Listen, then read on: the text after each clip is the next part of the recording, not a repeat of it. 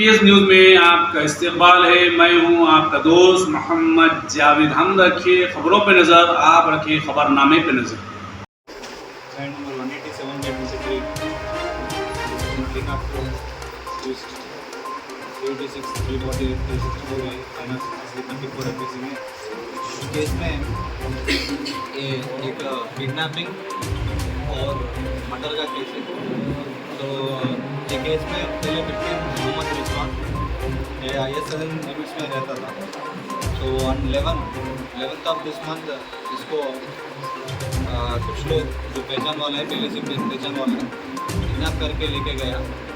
क्योंकि मोहम्मद रिजवान ने मोहम्मद सलीम को 33 लाख उसके पास दे लिया बहुत सारे टाइम में। तो ये 33 लाख वापस नहीं किया। इसकी वजह से मोहम्मद सलीम ने IM और ख्वाजा फरीदुद्दीन अलियास चोर फरीद ये राउडी शीटर है नामपल्ली पुलिस स्टेशन में, इसको भी बोल के सारा पूरा 9 लोग मिल के इसको किडनैप किया गया है। हमारा रेडन होटल के पास इसको मोहम्मद रिजवान को किडनैप करके नामपल्ली BS लिमिट्स में मस्कट अपार्टमेंट में